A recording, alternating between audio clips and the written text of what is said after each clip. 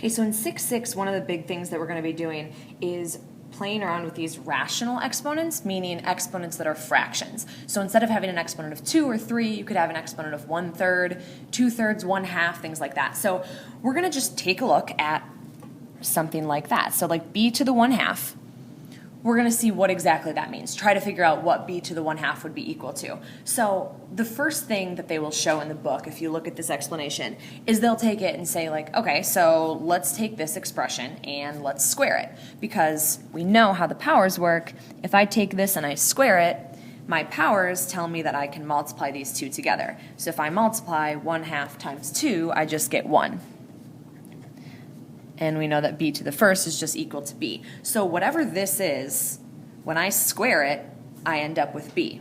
Well, one thing we also know from previous sections is that squaring and square rooting are opposites of each other, so we also know that this is true.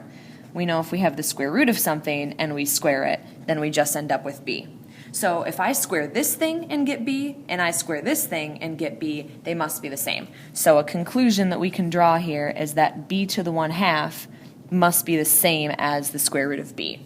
And so what I'm going to write right here kind of extends that to any power, 1 over n, so 1/3, 1/4, things like that. So b to the 1/n looks like this. b to the 1 over n is just the nth root of b. So for example, we could also write, like x to the 1/3, and that is the cube root of x. Or we could write a number in there and simplify that up. So that's the way that that works, and we'll be able to simplify using the same exact properties that we used with square roots and cube roots and everything like that. Okay, so one thing that we can do is writing back and forth between radical form and exponential form. So what I just wrote here, the b 1 over n equals the nth root of b. The one on the left, we call that exponential form. The one on the right we call radical form. So this is exponential, this is radical. So one of the examples that you guys will be doing is just going back and forth between the two of them. So this is currently in exponential form. To write it in radical form, we know that 1 over 7, 7 would then become the index right here. So here, like 7 is n, so we write it like this. So this is the same as the 7th root of a. We're not responsible for evaluating. In this exercise, we're just simplifying them down. And then here's square root of w. Remember, anytime you don't see an index, you technically have an index of 2. You'll never see that written. You'll never see like second root. It's always just square root. But because the index is 2 and it's written in this form, you can say n is 2 and write this as 1/2. So this is w to the 1/2. So the first thing in your homework you'll be responsible for doing is just switching back and forth between those two and just getting comfortable with radical form versus exponential form. Okay, negative exponents. We've got the same thing with negative rational exponents. So remember, if you have anything, x, let's say, and it's being raised to a negative power, we would flip it down to the denominator. Okay, so we'll be doing that with these as well. So for part A, for example, 49 raised to the negative 1/2 power means we write 1 over 49, and then we can write that exponent as being positive. So we do this little trick anytime you see a negative exponent. So we flip it like that, and then we go back to this up here. So 1 over n here is 1/2, which means we write it as the second root, which is the square root. So this is 1 over the square root of 49. So this relationship right here tells me that these two things in the denominator are equivalent. And then we should recognize the square root of 49 is 1/7. So what a negative 1/2 power means is you square root it and flip it. Because the negative means you flip it, the 1/2 means you square root it. So if I take 49 and square root it, I get 7. If I flip that, I get 1/7. So that would be my final answer right here. Okay, 32 to the 2/5 is kind of similar, little weird. So if we recognize the 32 right here as some sort of larger power, what we want to do, something that can help us out, is write it as a power. So we can write 32 as 2 to the 5th. Okay, so that's what I'm going to do. I'm going to write 32 as 2 to the 5th, and then keep that power of 2/5. Okay, so this little trick will actually make things a lot easier on us because one of our properties says that we multiply these exponents together. And if I multiply 5 times 2/5, these 5s will actually cancel. And this would be the same as 2 to the 2nd. And 2 squared, of course, gives us 4. So that means 32 raised to the 2/5 power gives us 4. Okay, so This one worked out really nicely because I could write it as 2 to the 5th and then the 5's canceled, but that won't always be the case. So we could also see situations where we have some sort of base and then we have m over n. So not just 1 over n, but we could have m over n.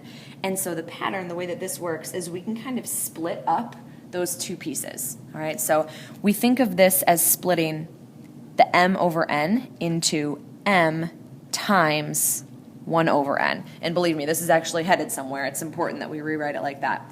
So m times 1 over n, we can put that in a different order.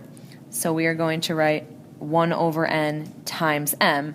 And then remember, one of our properties says we can picture it like this, like big set of parentheses here with this on the outside. So if we run backwards this way, if I multiply these two powers together, I get 1 over n times m, which is the same as this.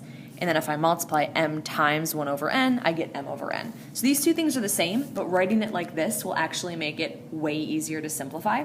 So I could have done that right up here as well. So let me show you kind of an alternate way following this pattern right here. I could have written this as 32, and then I could split the 2/5 into 1/5 times 2, and then just grouped apart this piece first. So 32 to the 1/5, if I follow this pattern right here, 1/5 means 5th root. So the 5th root of 32 squared.